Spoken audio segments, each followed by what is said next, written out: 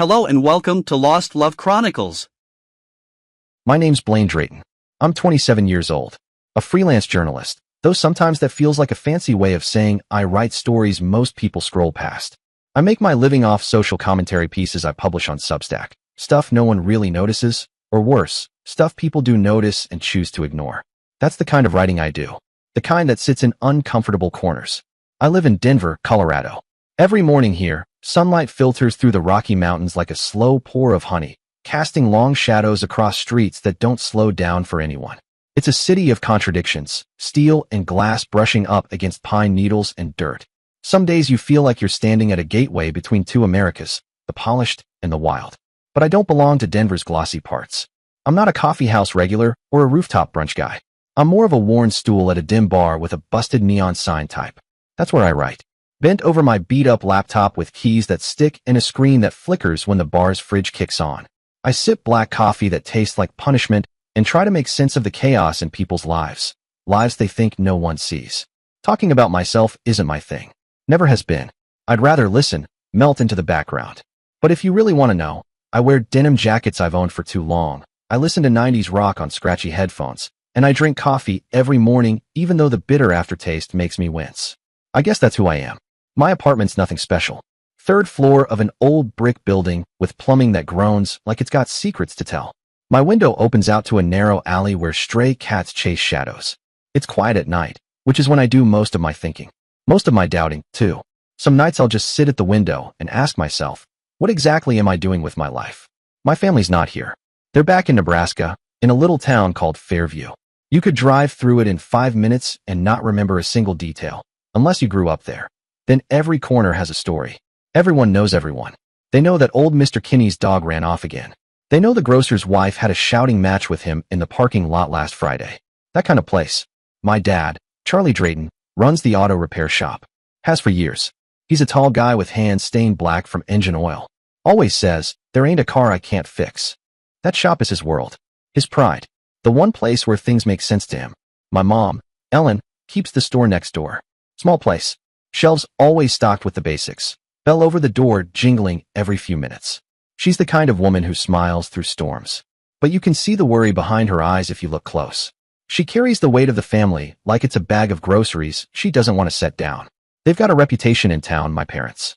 Not the kind you earn by being flashy, but the kind that sticks when you work hard and don't complain. The kind of folks who show up for others before they even finish asking for help. Then there's Nolan, my younger brother. 2 years younger, but sometimes he feels older. He stayed in Fairview. Works at the only bank in town, where folks come to deposit savings and dreams in equal measure. Nolan's different from me. He's neat. He's structured. Always in a suit. Shoes shine like he's going somewhere important. His hair's never out of place, not even when we were kids. He talks about mortgages, investment plans, and settling down. That kind of talk. Me? I can barely settle into one city for more than 6 months without getting restless. A few weeks back, I got a call from him while I was on my way back from an interview. Wind was blowing hard, and I had my phone pressed so tight to my ear I could hear my own pulse. Hey, he said. You got a second? Yeah. What's up? There was a pause. Nolan always does that when he's trying to measure his words, like he's filing them in his mind before speaking. I'm getting married. Her name is B. Harlan. I haven't met her yet, but I've heard enough to sketch out a picture. She's from Lincoln. Comes from money, real money. Her family owns one of those fashion store chains that plaster their name in gold letters across glossy malls and high-end plazas. Nolan talks about her like she's made of sunlight and silk. Says she's beautiful, intelligent, a little bit of a hottie, in his words. He actually said that with a grin on the phone once, like he was proud of landing someone so luminous. He's smitten, and I mean the kind of smitten that has him repeating things she said like they're scripture. The wedding? Oh, it's a full-on production. Her side's planning it like it's going to be on the cover of a bridal magazine. Fairview's been buzzing for weeks. Apparently, this is the biggest thing to hit town since the post office got a new parking lot. But honestly, the person I'm most thinking about right now isn't the bride or even my brother. It's my grandfather, Warren Drayton, 82 years old and still somehow more alive than most people I know. He lives on the edge of Fairview, in this quiet wooden house that creaks with age but holds stories in every board. He's a Korean War vet. Lost a leg in a battle he doesn't talk about. Not even to my dad. Not even to me. All he'll say is, the important part is that I came home. Then he'll change the subject. usually to the tomatoes in his garden or some obscure philosophy quote he's been thinking about. Grandpa Warren doesn't walk so much as he balances, on crutches, slow and steady. His pain is worse when the weather turns. The old bones remember, he wrote once in a letter. But he never complains. Never. Those letters, they're a whole world. Ink on yellowed paper, the kind you can't just skim. You have to sit with them. Let them breathe. He writes about sparrows nesting on his roof, about how his coffee tastes better when brewed in the old copper kettle. Little things. Gentle things. But between those lines, there's always something else. A kind of soft sadness. Like he's holding something in, not because he can't say it, but because he doesn't want to burden anyone. He's the reason I became a journalist. When I was a kid, he used to sit me down and tell me stories, not about war or medals, but about people. About courage that didn't roar, just whispered. About truth, and how it often hides in plain sight. Everyone has a story worth telling, Blaine, he'd say. Most folks just don't have someone who'll listen. I remember that. I've tried to listen ever since. Right now, I'm in my apartment. It's nothing fancy. The kind of place you stop noticing after a while. Afternoon sunlight's fading through the window, casting long, soft shadows on the floor. There's a cold cup of coffee on the table. My laptop's open, blinking at me, an email on the screen. It's from a major paper in New York. One of the big ones. They want to interview me. Said they liked my latest piece. Called it raw and essential. Whatever that means. It's the kind of opportunity freelance writers dream of. A steady paycheck. A real desk in a real office. But I haven't replied. I don't know why. I keep telling myself it's about freedom, that I'm not ready to trade in my bar stools and alley windows for cubicles and deadlines. But that's not the whole truth. There's something else pulling at me. Maybe it's Nolan's wedding. It's this weekend. In Lincoln. At some luxury hotel BEA's family picked. Nolan's been calling nonstop. Blaine, you have to be there, he said last time, practically vibrating through the phone. It's the most important day of my life. And don't you dare show up in that tattered denim jacket. I laughed. I'll be there. You promise? In a proper suit? I hesitated, then lied. Yeah, sure. I'll dig something up. Truth is, I don't even own a proper suit. Closest I've got is a jacket that doesn't smell like bar smoke. But none of that matters. Because what I'm really thinking about, what's really got me feeling something I can't quite name, is the chance to see Grandpa again. I haven't been back to Fairview in almost a year. I miss him. Miss the sound of his voice, the slow way he tells stories like they're treasure maps.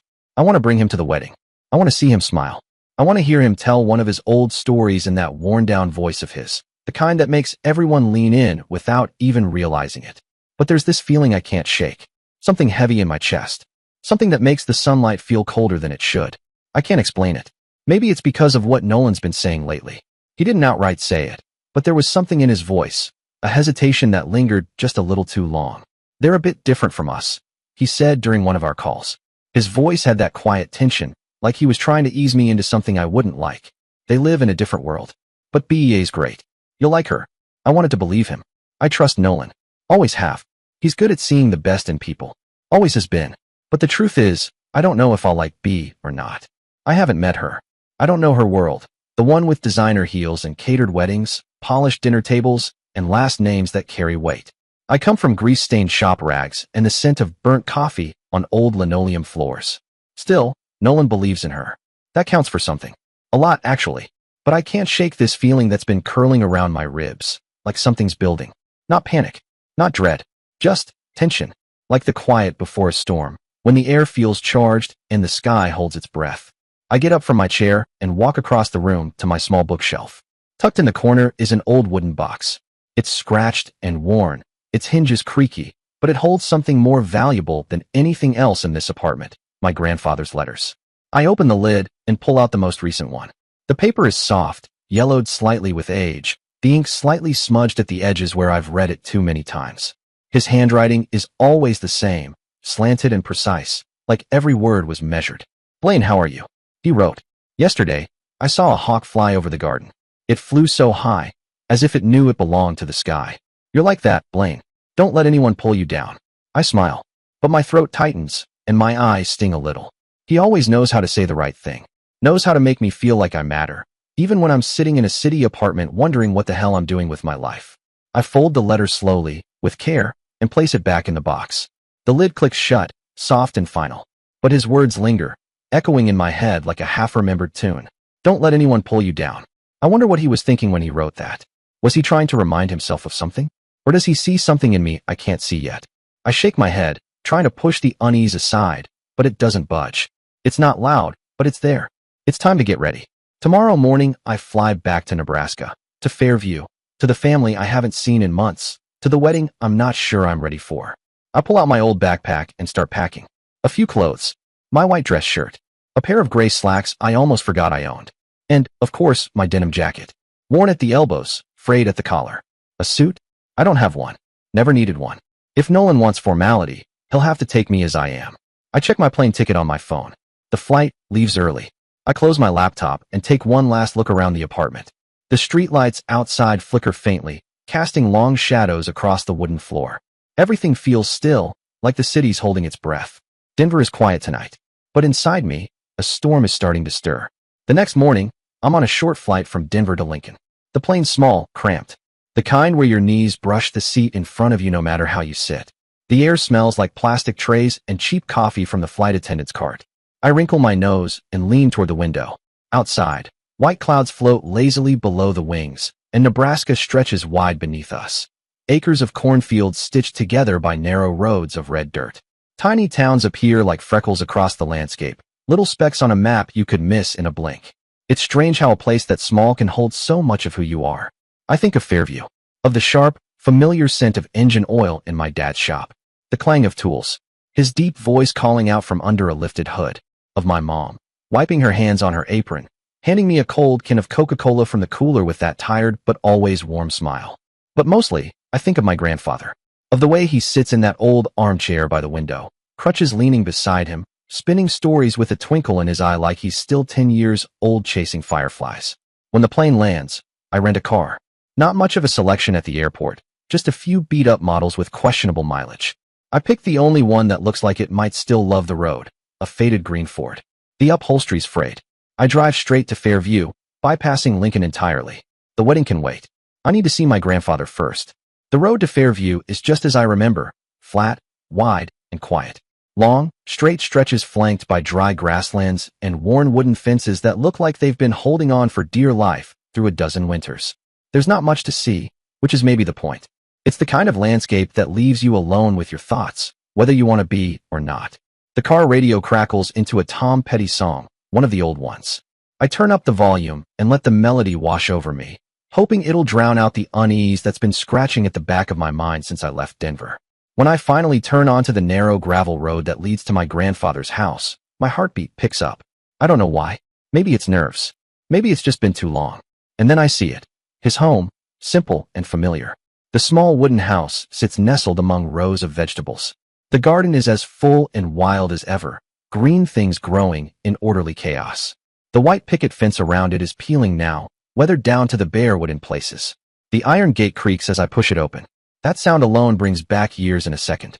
I spot him right away. He's sitting on a low stool in the middle of the garden, hunched slightly, wearing that old baseball cap with the faded logo. In one hand, he holds a small hoe, carefully working around a row of tomato plants. His crutches lean against the apple tree behind him like a pair of old friends. I pull the car into the driveway, kill the engine, and step out. The scent of damp earth and fresh grass hits me like a memory. Childhood summers flood back, running barefoot through this very garden, chasing butterflies with yellow wings and sticky fingers from popsicles. Blaine, his voice cuts through the air, raspy, but still full of life. He squints into the sunlight, shielding his eyes with a gloved hand. You're back. Why didn't you let me know? I could have prepared something nice. I grin as I walk toward him, my steps quick. Wanted to surprise you. I hug him, and he hugs me back. He feels thinner than the last time, bones sharper beneath his shirt, but the warmth in his embrace is unchanged. Familiar. Besides, I say, pulling back, you always have coffee, don't you? He laughs, a deep, rough chuckle that makes me smile. Come inside, kid. I brewed a fresh pot this morning. Inside, the house is just as I left it. The kitchen smells faintly of wood polish and old paper. The same clock ticks steadily above the doorway. The table, worn smooth with time, still bears the same scratches from decades of use. The bookshelf by the window is crammed with old paperbacks and dusty hardcovers, many of which I remember him reading when I was a kid. He pours coffee into 2 chipped ceramic mugs, the kind that feel heavier than they look, and we carry them out to the back porch. The chairs out there haven't moved in years. The table between them wobbles just a bit, the wood warped from sun and rain. But the view, overlooking the garden, The early sun lighting up every dewdrop until the leaves shimmer like they're wearing jewelry. That view never changes.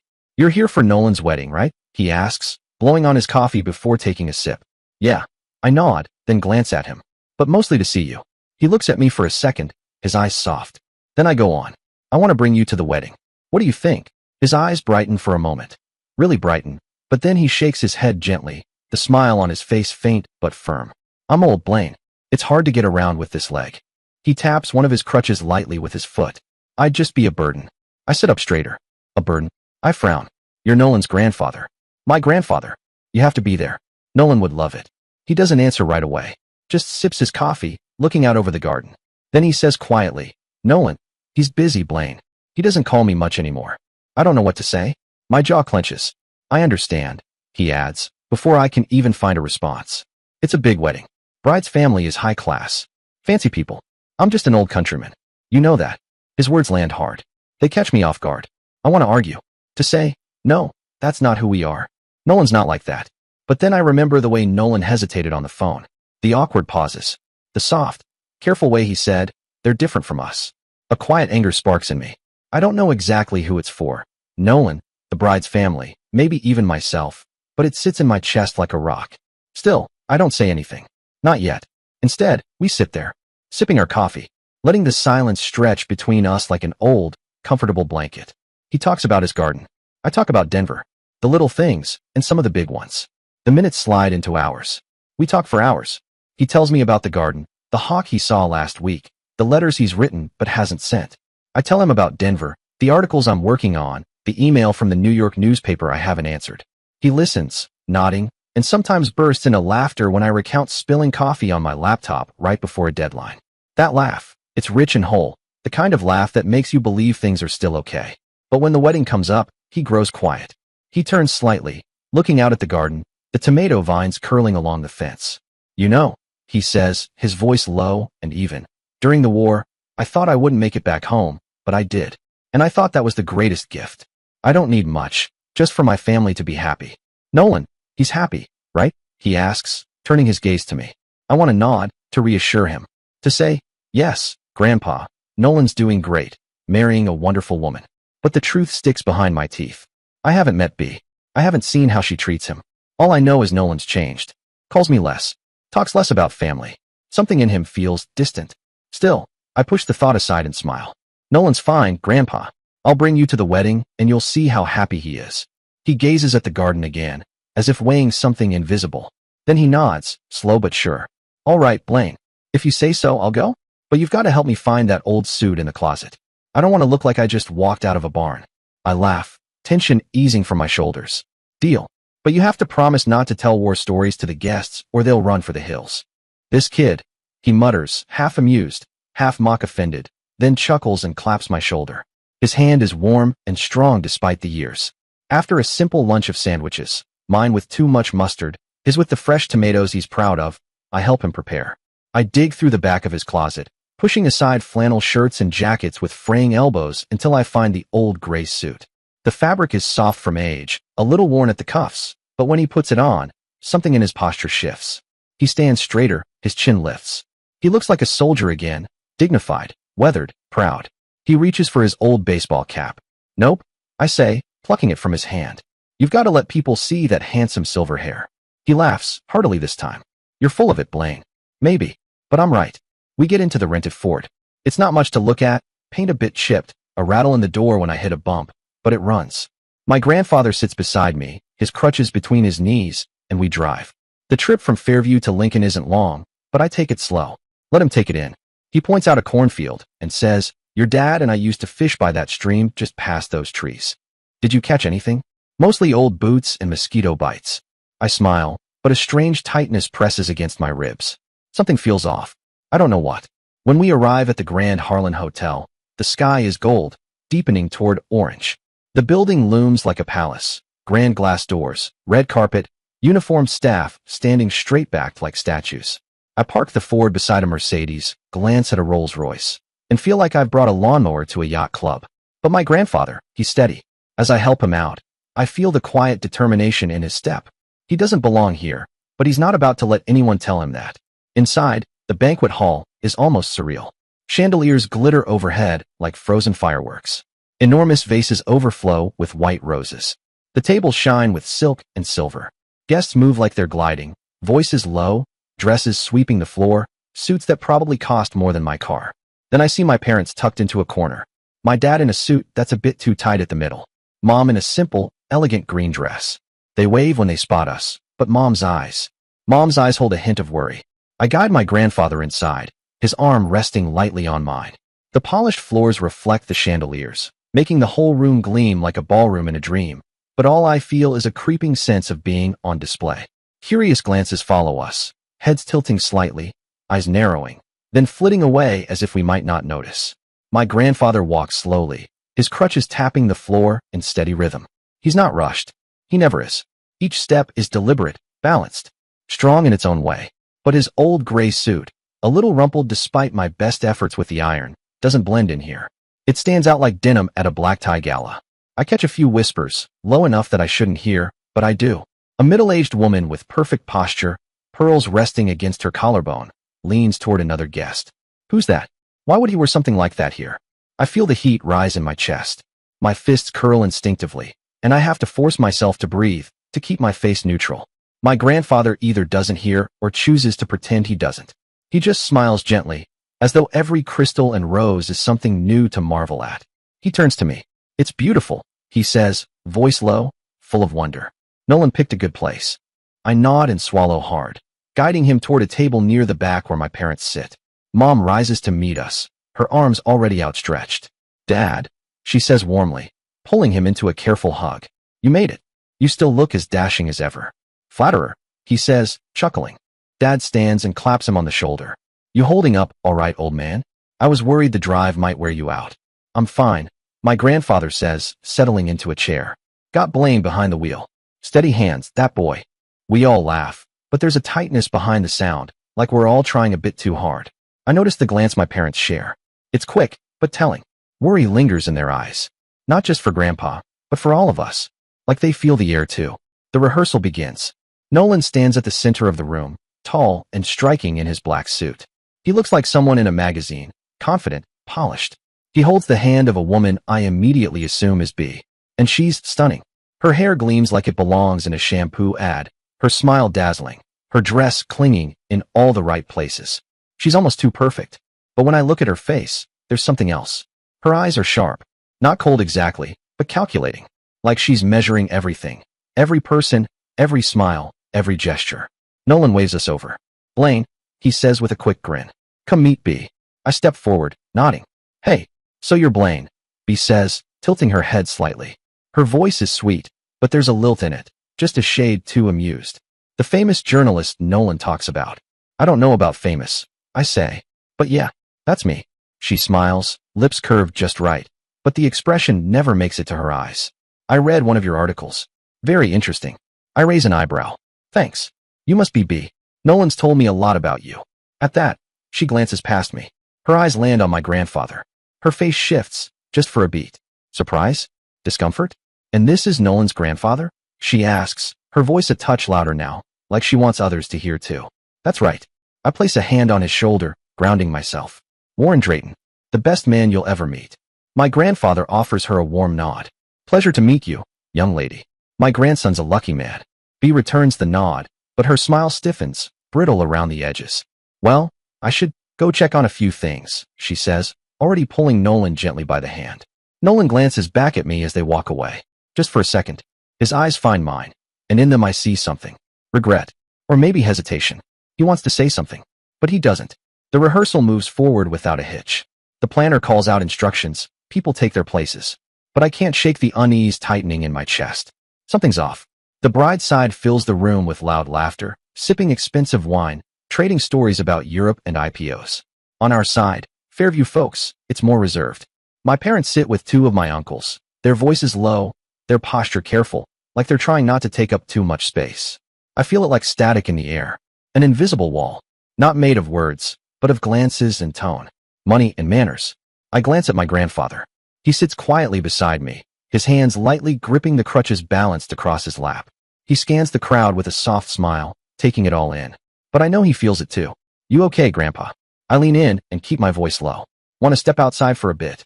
He shakes his head, smiling. I'm fine, Blaine. Let me watch the crowd for a while. It's been a long time since I've seen such a lively scene. I nod, even though my chest still tightens. I stay seated beside him, eyes scanning the glittering room, and catch the sound of whispers from a nearby group. A woman in a shimmering sequin dress is saying something to the man beside her, her head angled just slightly in our direction. Her eyes flick toward my grandfather. I can't hear the words, but I see the way her hand floats up to cover her mouth, how she leans in and giggles behind her manicured fingers. My blood boils. I clench my fists under the table. I tell myself, this is Nolan's event. His night. Don't make a scene, Blaine. Don't give anyone a reason to talk. But the urge to stand up and walk out with my grandfather burns in my chest like coals under the skin. The post-rehearsal dinner has been underway for a while now. Servers move in practiced silence, weaving between tables with trays of impossibly tiny plates, thin slices of steak arranged like artwork, leaves of basil curling beside dots of orange glaze. The wine glasses catch the chandelier light and throw it across the tables like broken stars. My parents sit across from us, murmuring to a cousin from Fairview. My mom keeps glancing at me, her eyes flicking back and forth like she's watching for signs of a storm. Dad nods along to the conversation, but there's a slight crease between his brows that wasn't there earlier. Nolan sits at the head table, just a few meters away, right next to B. He looks good. I mean, polished. His suit fits like it was sewn onto him, but his smile doesn't reach his eyes. It's the kind of smile you wear when you're trying to hold things together. The kind you practice in a mirror. I try to focus on my plate. I'm cutting a piece of steak, watching the red juice seep into the edge of the white porcelain, when I see B stand up.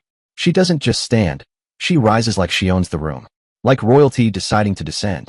Her pearl-colored silk dress clings to her every movement. Nolan, still seated, blinks once and scrambles to follow her, nearly knocking over his wine glass in the process. I set my knife and fork down. My heart kicks up in my chest. She walks directly toward us, her heels clicking softly against the marble floor. Guests begin to quiet down as she nears, sensing the shift in air pressure around her. My parents stop talking. My grandfather straightens slightly, adjusting the fold of his napkin. I watch BEA smile as she reaches our table. It's perfect, precise. But her eyes are two frozen coins. Mr. Warren. Blaine, she says, voice sweet as syrup but sharp around the edges.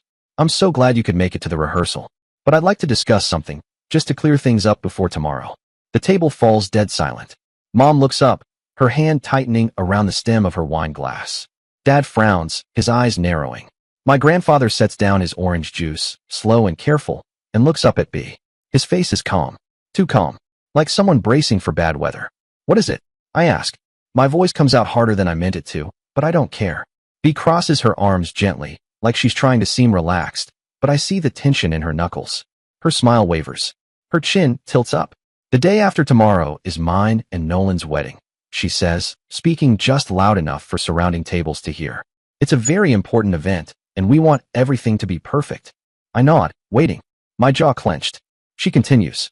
I'm afraid Mr. Warren's presence might not quite fit with the image of the ceremony. The words hit like ice water poured down my back. I hear a soft gasp from someone nearby. The low hum of conversation around the banquet hall dies further, replaced by a ripple of stillness. Even the servers pause mid-step. I blink once. Then again, trying to make sense of the sentence. Not fit. I repeat, and my voice is shaking now, anger rising fast, burning hot in my throat. What are you talking about, B? She sighs. The kind of sigh you use when explaining to a child why they can't have candy for breakfast. I mean him, she says, and tilts her chin toward my grandfather. Her eyes skim over him, his worn gray suit, the shine on his crutches, his tired but kind face. She doesn't even try to soften it. He doesn't look appropriate for the occasion, she says. That outfit, the way he moves. We don't want any mishaps or distractions, anything that might embarrass the family, especially in front of important guests. My grandfather's gaze drops. His hand tightens on his crutches. Not enough to shake, just enough for me to see the tension in the veins on the back of his hand. His face doesn't change, but I see it in his eyes. A familiar cloudiness. Not pain, not surprise, just a slow, quiet sadness. A kind of acceptance. Like this isn't the first time he's been looked at this way. And it breaks something in me. You're insulting my grandfather, I say. My voice comes out loud, clear, sharper than I expected. The sound of it draws more attention. Heads turning, forks pausing midair. He's Nolan's family. He's my family. Who exactly do you think he's going to embarrass? You? Your parents. B laughs. A sharp sound like a blade. Oh, Blaine, Don't make a big deal out of this, B says, her voice light, dismissive, like I'm a child having a tantrum over spilled juice. I just want the wedding to be perfect.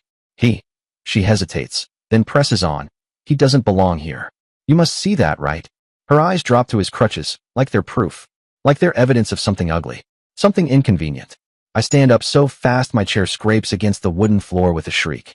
The sound makes a few people jump, heads turning, whispers rising. You don't get to talk about my grandfather like that. I snap, my voice loud, clear, furious. He's a veteran. A hero. Do you know what he sacrificed?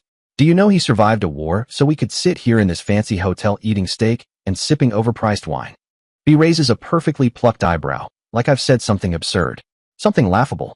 I'm not denying that, Blaine, she says, as if she's doing me a favor by pretending to care. But this is the 21st century. No one cares about old war stories anymore. We just want a beautiful ceremony without complications. My fists are clenched at my sides. I feel heat crawling up my neck, burning behind my eyes. I turn to Nolan. Nolan, I say, and my voice cracks, just a little, on his name. Did you hear what she said? Are you going to let her insult Grandpa like that? He doesn't look at me. His head hangs low, eyes locked on his wine glass. His fingers grip the stem so tight, I think it might snap.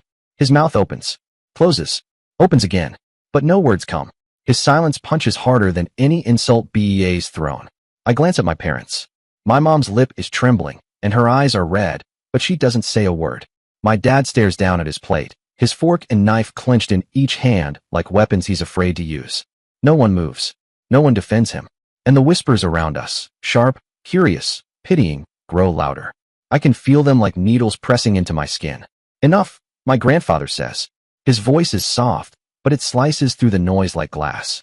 If the bride feels uncomfortable, he says gently, I won't come. I don't want to ruin my grandson's big day. He lifts his head and looks straight at B. His eyes are steady, not angry, just worn, just sad. I was going to use my military pension to give Nolan a gift. A small house for the two of them. Nothing extravagant, but something solid. A beginning. B laughs. It's a sound sharper than the squeal of my chair, colder than the hotel's polished marble floors. Military pension, she says. You mean that measly little stipend? She shakes her head, smirking. Come on, Mr. Warren. We don't need that gift. Keep it for yourself. I feel like I've been punched in the gut. My chest tightens. I want to flip the table, to scream in her face, to tear down this entire illusion of grace and wealth and civility. But I don't, because my grandfather's eyes stop me. He's not angry. He's not bitter. He just lowers his head, sets a hand quietly on his crutches, and says, I understand, young lady. I won't be a bother anymore. I can't take it. We're leaving, Grandpa. I say, my voice trembling with rage and heartbreak. I stand and move to his side. Gently, I help him up. The room watches. No one moves. No one stops us. Some guests look embarrassed. Some keep whispering. Some stare like they're watching a movie, waiting for the next act. Nolan keeps his head bowed. He stands tall, smug, victorious. My parents stay seated, still silent. I guide my grandfather out of the banquet hall, my hand firm beneath his elbow. Each of his steps feels heavier than the last, like he's carrying the weight of every insult, every dismissal, every time someone decided he didn't fit. The jazz music keeps playing behind us, as fake and thin as everything else in that room, but it can't cover the pounding of my heart. When we reach the hallway, I realize my hands are shaking. I want to shout to the world that my grandfather is the greatest man I've ever known, that he's the reason I believe in strength and kindness and dignity. But the words stay stuck in my throat. Instead, I help him into the old Ford. He doesn't say anything as we drive away. Neither do I. The lights of the Grand Harlan grow smaller behind us until they disappear completely. A vast emptiness opens in my chest. Nolan chose silence. And that silence hurts more than anything B could have said. When we reach my grandfather's wooden house in Fairview, it's late. The porch light flickers as I help him up the steps. He doesn't complain, just grips my arm and moves slow, steady, dignified as ever. I open the front door and guide him inside. The scent of old wood, oil, and coffee grounds hits me like a memory I didn't know I missed. Carefully, I place his crutches by his armchair. He sits down, sighs, and looks out the window. Stay here tonight, Blaine, he says quietly. I don't want to be alone. I nod. I can't speak. My throat is tight. My heart's a mess. Anger, pain, and this kind of helplessness I've never felt before. It swells in my chest, prickling behind my eyes. I sit down on the floor beside his chair, leaning against it. I look up at him. His eyes are closed now, his breathing slow and steady. He's asleep. His face, though, still holds that sadness I never wanted to see. The weight of everything that just happened hangs heavy in the room. I pull out my phone. My hand shakes slightly as I unlock the screen and open the email from the New York Chronicle. The job offer glows back at me like a doorway to another life. I could say yes. Accept it. Leave this town, this mess. Start over. But I look at my grandfather again. And I know I can't. Not now. Not after what just happened. I stand up quietly and step out onto the porch. The night air is cool against my skin, the scent of earth and grass rising with the breeze. I look up. The sky's full of stars, scattered across the black like someone spilled sugar on velvet. And for the first time, I feel it in my bones. I need to do something bigger. Not just for him, but for all the people like him. People who are forgotten. People who get insulted or pushed aside just because they don't fit into someone else's picture-perfect world. I don't know what I'm going to do yet, but I know this much. I won't stay silent. I go back inside, moving softly so I don't wake him. The room is still, lit only by a faint lamp in the corner. I sit on the floor again, this time with my back against the leg of his armchair. I pull my laptop from my backpack. The screen lights up, casting a pale blue glow over the room, over my hands, over my face. I close my eyes and breathe in deep. Then I see him, my grandfather, in that worn-out suit, his crutches propped beside him. I see the pain in his eyes as BEA's voice echoed through the ballroom. I hear her words like they're etched into stone. If he wanted to come, he could have dressed appropriately. I see Nolan's silence. My parents' downcast eyes. No one said anything. Each memory hits like a blow to the chest, like a film in slow motion, frame by frame, tightening my lungs. I open my eyes, and I start typing. I don't pause. I don't plan. I let it pour out. A soldier turned away from a wedding for dressing out of style. Every sentence cuts deep. Each word is a blade carving out what I saw, what I felt. I write about my grandfather, not as an old man with crutches and a threadbare suit, but as a soldier. A man who fought. A man who bled. A man who sacrificed. Who lived with humility. Who loved without measure. I write about the party. About the glances that sliced through him like knives. About the coldness in BEA's tone. About how no one, not even Nolan, spoke up. I don't name names. Not Nolan. Not B. Not Fairview.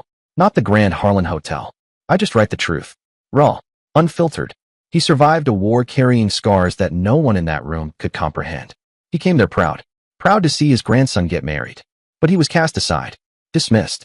Treated like a stain on someone's perfect photo backdrop. Have we forgotten what makes a person valuable? Do honor, courage, and sacrifice still matter in a world obsessed with appearances? My fingers don't stop. My breathing grows shallow. I'm writing with everything I've got. Anger, grief, love. All of it crashing through me like a flood. I write about the letters he sent me when I was away. About the tomatoes he grows in the garden. About how he still smiles, still jokes, even after all life's thrown at him. I write about the silence. The shameful, soul-breaking silence of those who should have stood up. Who should have said something. Who instead chose to bow their heads and pretend it wasn't happening. And finally, I write about me. I write about the helplessness I felt. Sitting there, frozen, watching it unfold. Unable to protect the person I love most. I'm a grandson who witnessed it all. I stood there, watching my grandfather be humiliated, and I did nothing. I just stood there, frozen, ashamed, silent. And that silence has been rotting inside me ever since. But I can't stay silent anymore. This is his story, and the story of all those forgotten just because they don't fit. Because they don't move fast enough. Because they speak slowly. Because they carry the weight of years that most people never stop to understand. I hope someone reading these words will remember that sometimes the greatest people are the ones most overlooked. When I type the final period, it's nearly dawn. The first light of morning peeks through the window, bathing the room in a soft golden hue. I glance at the clock, almost 5 in the morning. I've written over 3,000 words. More than any article I've ever done. But this isn't just an article. It's a declaration of war. A cry from my heart. I posted on Substack, setting it to anonymous to protect my family. Especially Nolan. I don't want to hurt my brother, even though his silence still stings. I hit the publish button and close the laptop. A strange feeling washes over me. Part relief, part anxiety. I don't know where this piece will go, but I know I did the right thing. I stand and walk out to the porch. My grandfather is still asleep, his breathing steady. Peaceful. I sit on the steps, watching the sunrise spread across the fields. It feels like I've dropped a stone into a still lake. The ripples have started to spread, and I don't know where they'll take me, or my family. I must have dozed off for a while because I wake up on the sofa in my grandfather's house. The early morning sunlight is filtering through the curtains. My phone is buzzing incessantly. The screen lit up with dozens of notifications. I rub my eyes, trying to focus. Substack, Twitter, emails, everything is exploding. I open the Substack app and the view count on my post stops me cold. Over 50,000 views in just a few hours. Comments, shares, likes. Everything is surging like a flood. I scroll through the comments, my heart pounding. This is the painful truth about our society. One person writes, "Shame on those who disrespect a veteran." I cried reading this. "This is the story of so many of us," says another, someone identifying themselves as a veteran. The hashtag respect veterans starts trending, spreading across Twitter like wildfire. I can't believe my eyes. The piece I wrote in a fit of anger and pain has reached thousands of people. I stand up and head to the kitchen to make coffee, trying to stay calm. My grandfather is already awake, sitting in the garden with a cup of tea in his hand. The morning breeze lifts a few wisps of his white hair. He looks peaceful. "What's got you looking so tense, Blaine?" he asks, squinting at me.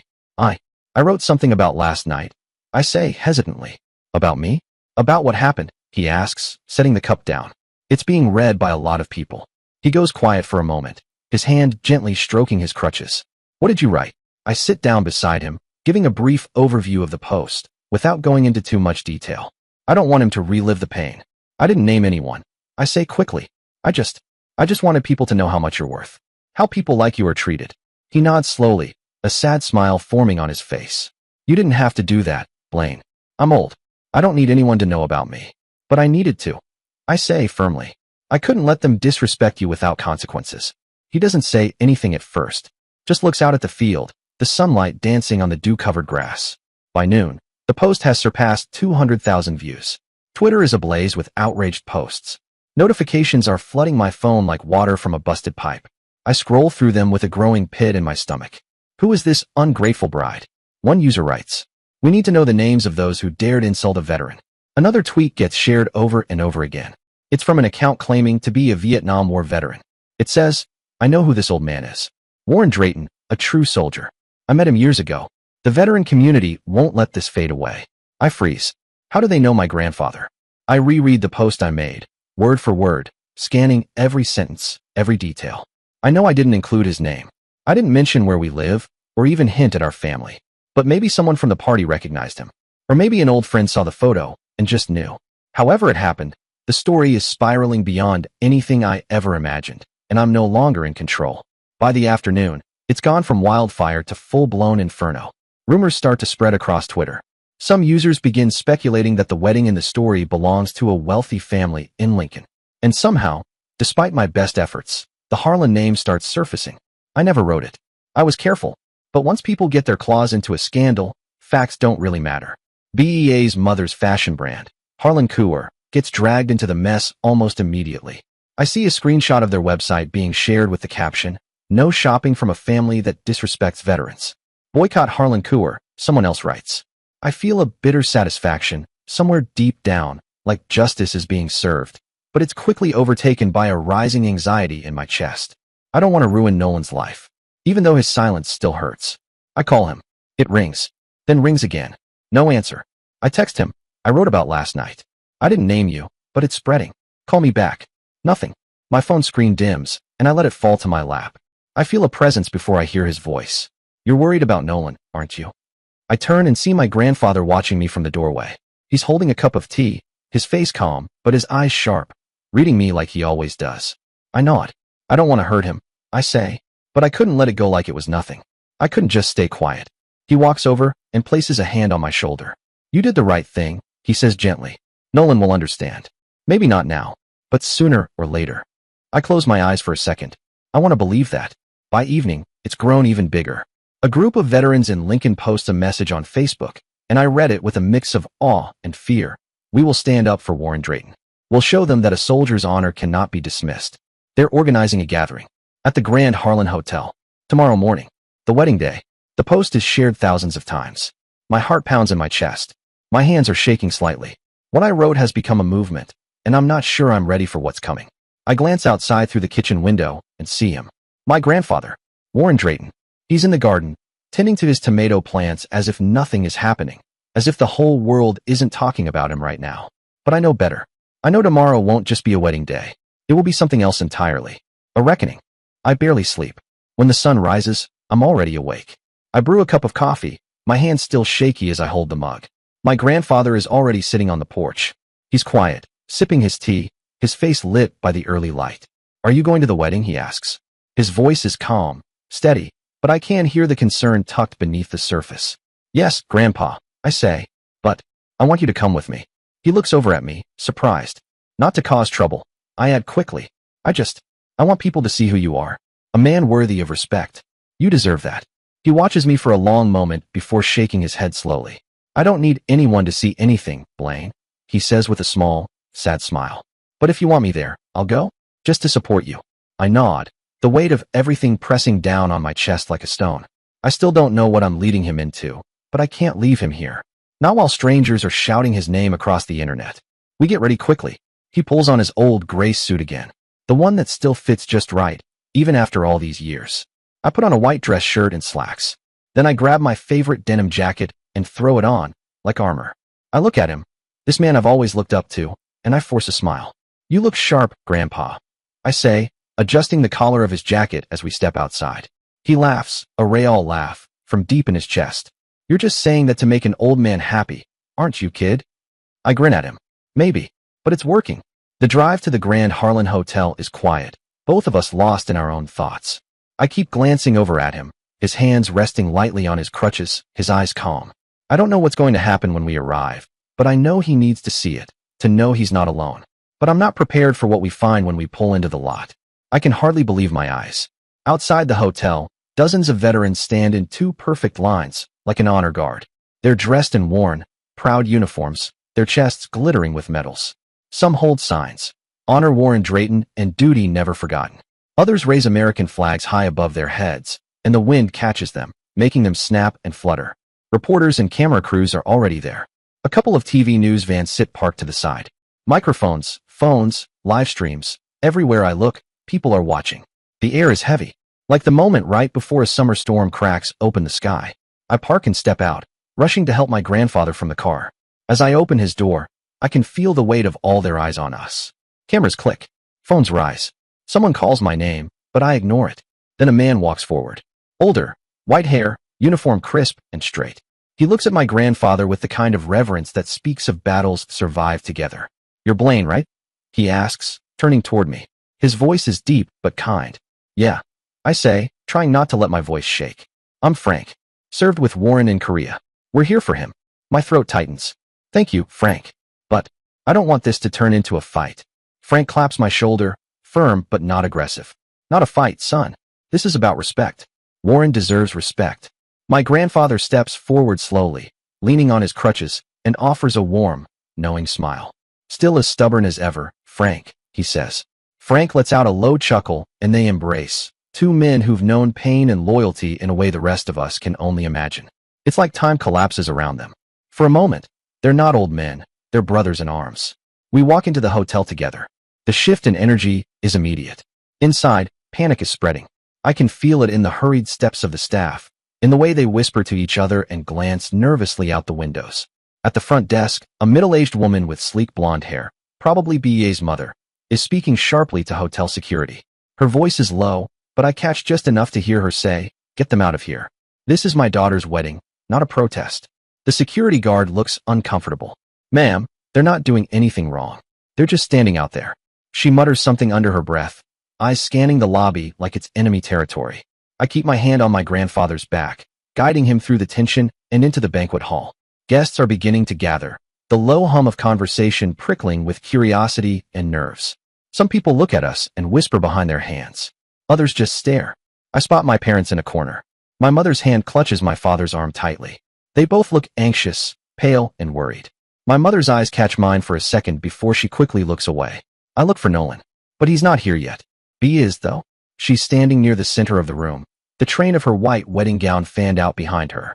She looks like something from a magazine. Perfect, poised, except for her hands, which are trembling.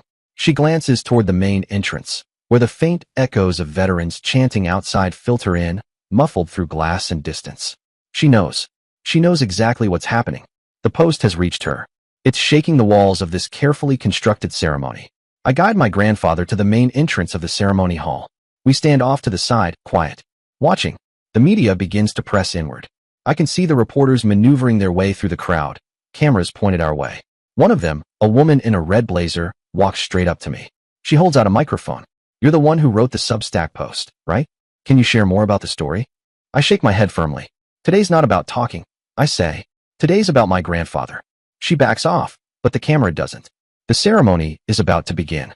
Violin music starts playing, soft and sweet, but it can't mask the weight in the air. Guests begin taking their seats, but no one's looking at the stage. They're all glancing toward us, toward the entrance, toward the door where the veterans are still standing tall. Bea appears again at the top of the aisle, her hand looped through her father's arm. She looks like she's trying to smile, but it's not real. It doesn't reach her eyes. Then Nolan steps out from the back. His tuxedo is perfect, tailored, black bow tie, polished shoes. But his face, he looks like he's been hit by something he didn't see coming. He's pale, lips pressed tight, jaw clenched. I stand beside my grandfather, gripping one of his crutches lightly. I can't breathe. I don't know what I'm supposed to do. Just stand here? Watch this go on like nothing happened? Then, something pushes me. Not a physical touch, something deeper. Like a voice inside me rising to the surface, finally louder than the fear. Before I can second guess it, I'm walking forward, toward the stage. The MC, a middle-aged man with gelled hair and a crisp navy suit, is standing at the microphone, his voice warm and practiced. He's just beginning the introductions when I raise my hand. He sees me. His brows lift in surprise, but I don't give him a chance to speak. I grab the microphone, my heart pounding like it's about to burst out of my chest.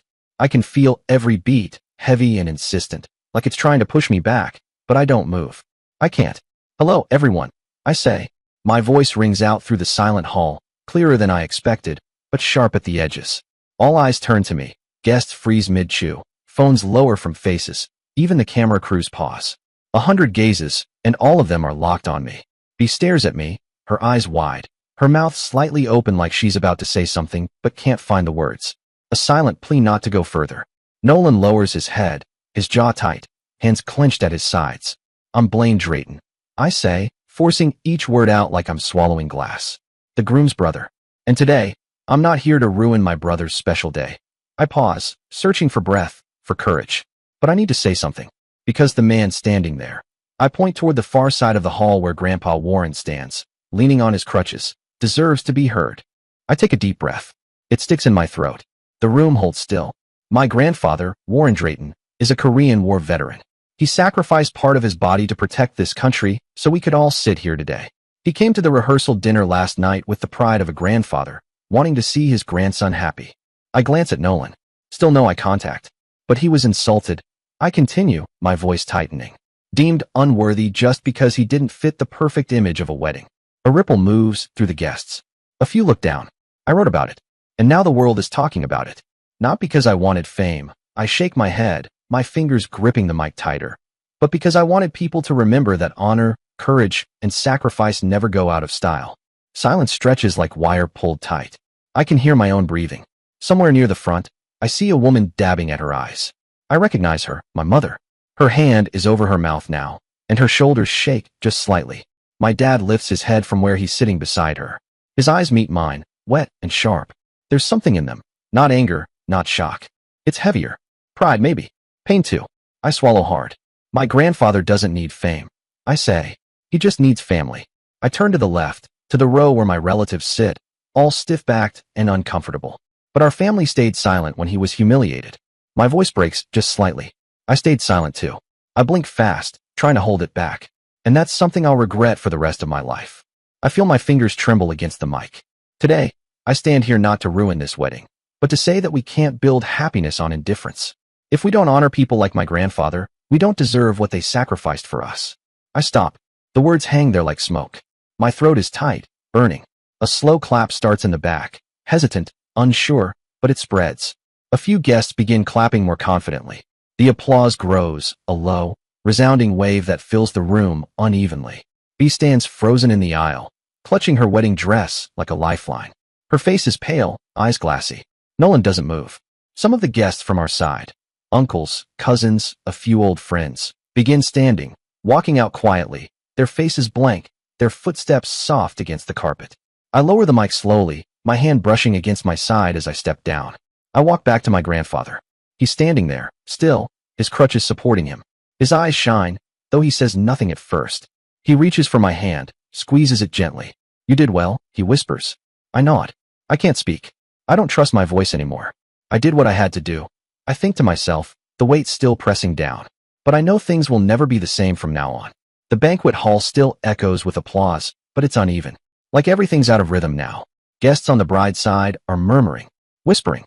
Discomfort flickers across their faces. Bea hasn't moved. She clutches her bouquet tightly, as if letting go of it might break something inside her. Her face is pale, like she's just been slapped. And Nolan keeps his head down. His hands are stuffed in his suit pockets. He doesn't lift his head, doesn't look at me, doesn't say a word, just stands there, silent as a statue. The applause fades, and the atmosphere in the hall grows more stifling than ever, like the air itself doesn't know how to move after what just happened. I help my grandfather sit in a nearby chair. His hands tremble slightly in mine, though he tries to hide it, pretending to adjust his crutches. He doesn't say anything, just stares ahead. His eyes, once so alive when telling his old stories about the war, about honor, about sacrifice, are now clouded, distant, like he's somewhere far from this hall, far from all of us. I want to reach out, to hug him, to tell him it's going to be okay, but I don't know if I can say that honestly. Not when things feel this uncertain. Not when everything still teeters on the edge of unraveling. Then, suddenly, a deep voice rings out from the entrance of the hall, cutting through the quiet like a blade. Sorry for interrupting. Strong. Clear. Commanding. Everyone turns. I spin around and see him, Frank, the veteran who greeted us outside. He walks in like he belongs here, shoulders square, back straight, dressed in his old military uniform. His medals catch the light with every step, tiny suns glinting on his chest. And behind him, my breath catches, Mayor James Carver. I've seen him on the local news a dozen times, always talking about unity, service, community pride. Now here he is in the flesh, in an elegant black suit, his expression grave but composed.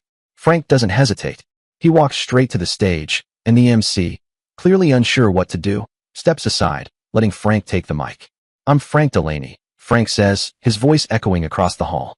I served in the Korean War alongside Warren Drayton, the man you insulted. He points right at Grandpa. Everyone looks at us again. My heart drums against my ribs. Frank's voice deepens, but there's a charge behind it now. Emotion, pride, maybe even a hint of anger.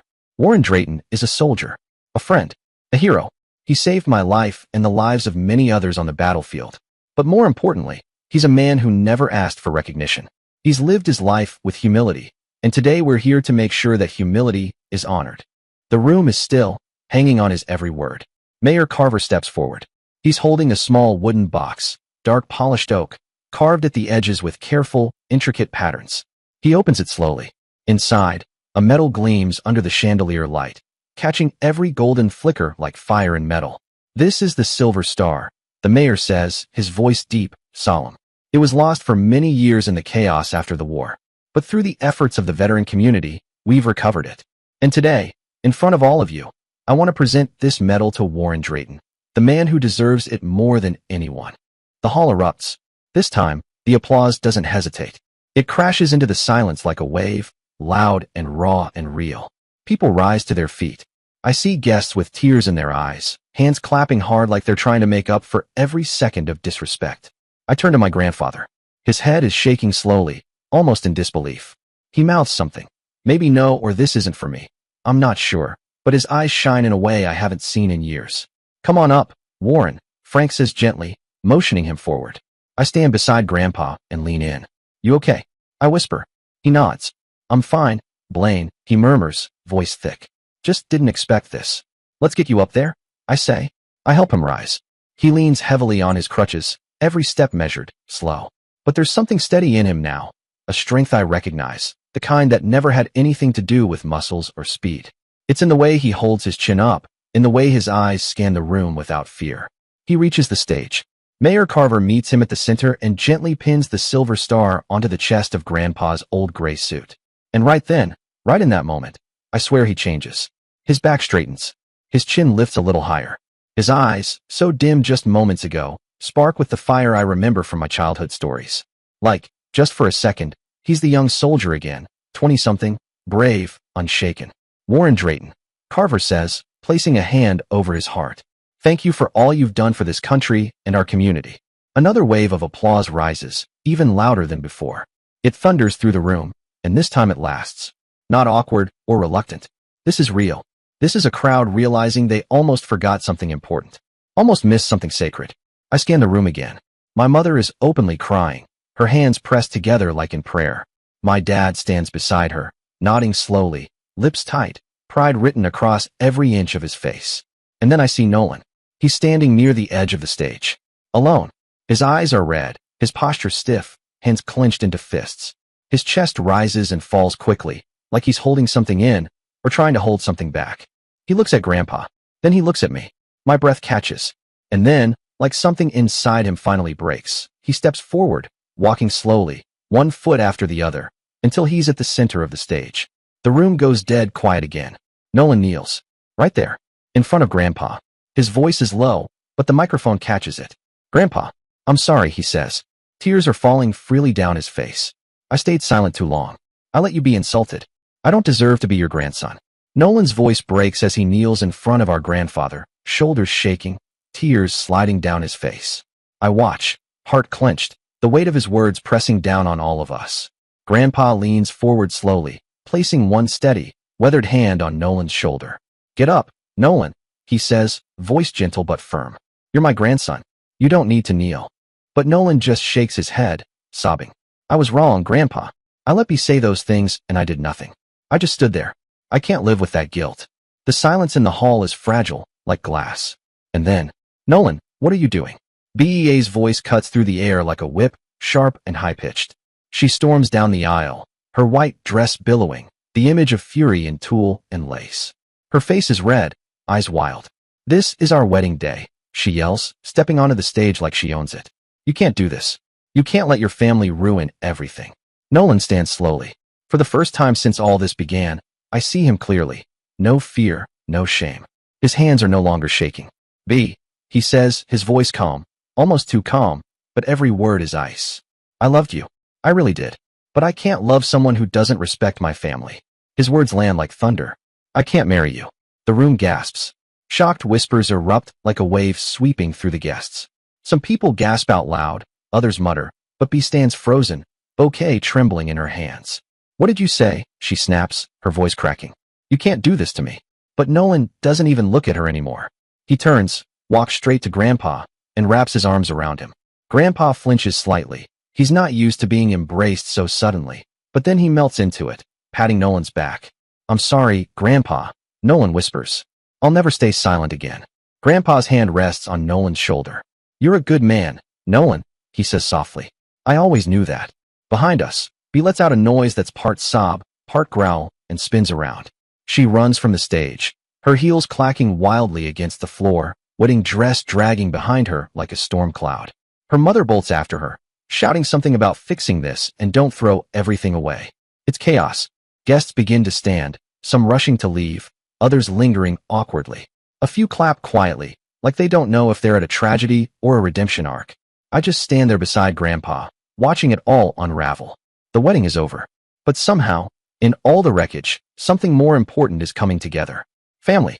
The banquet hall slowly empties, leaving behind silk-draped tables, spilled wine, and rose centerpieces that already look wilted under the dying glow of the chandeliers. The string quartet has stopped playing. The only sounds left are hushed murmurs and the distant shuffle of hotel staff trying to clean around the disaster. I help Grandpa sit again, easing him gently into a chair. His breathing is slower now, like everything is finally catching up to him. He looks at me and offers a faint smile.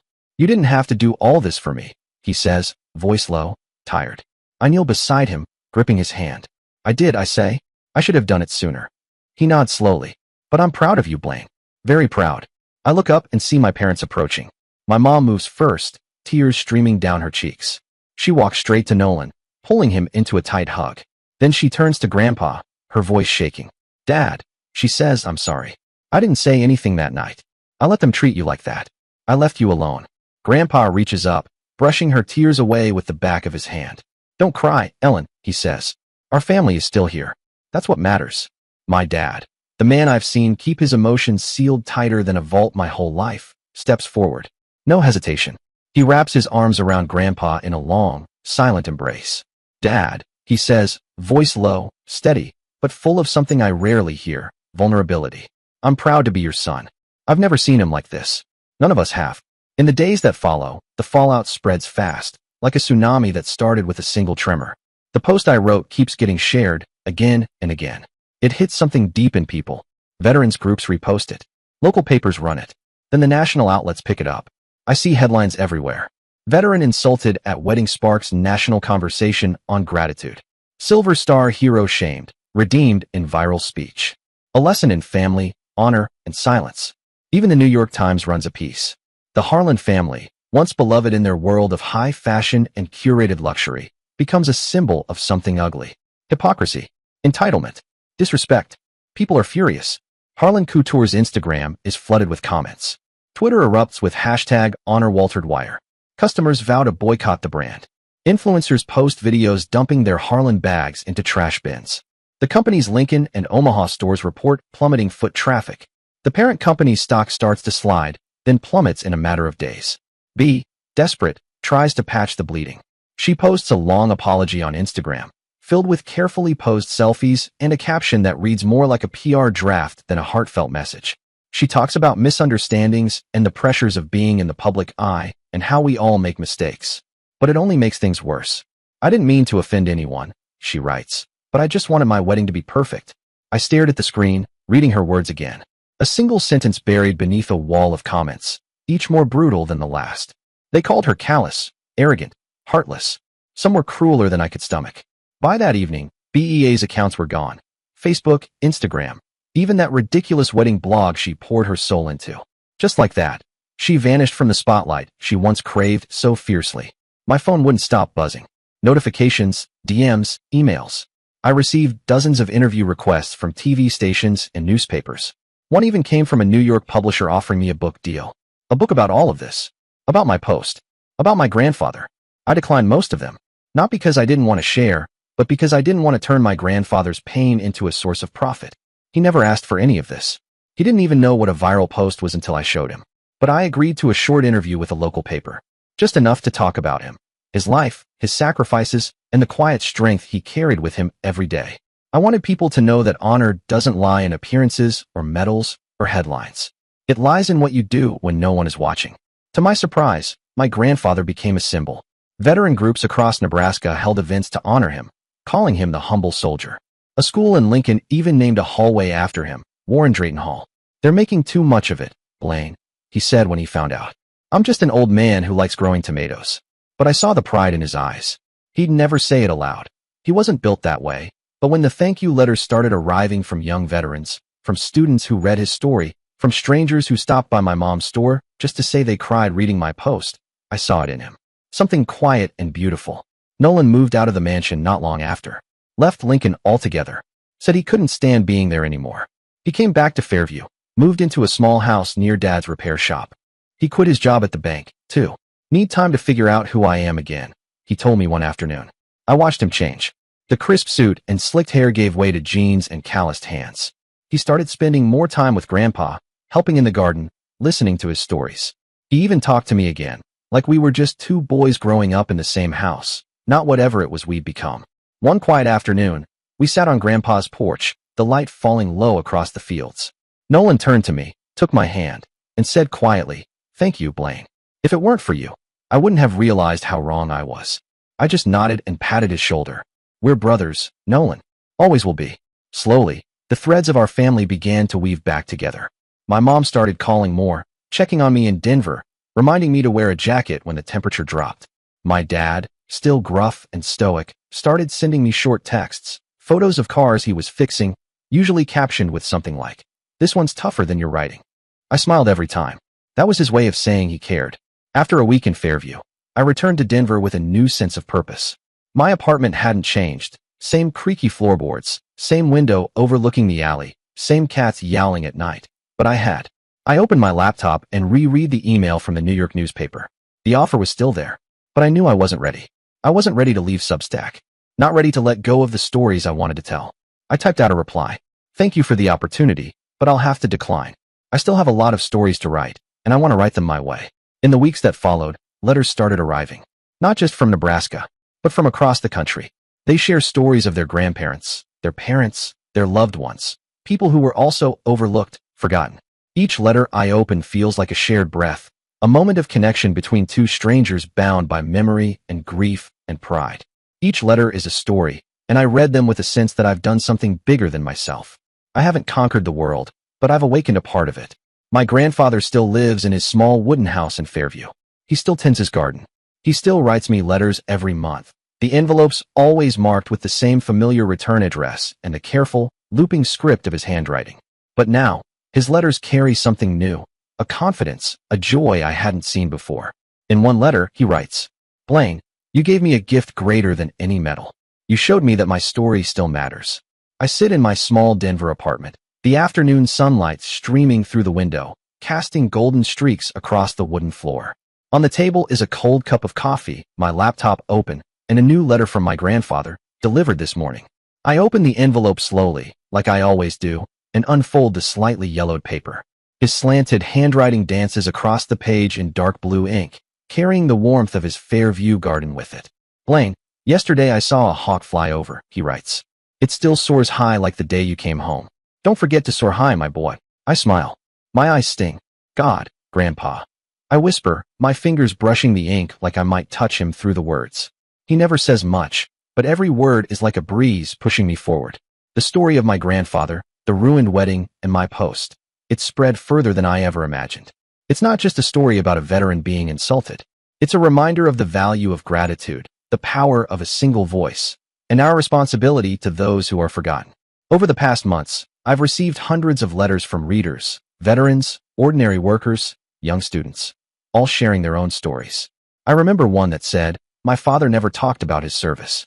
But after I read your post, I asked him, and for the first time, he opened up."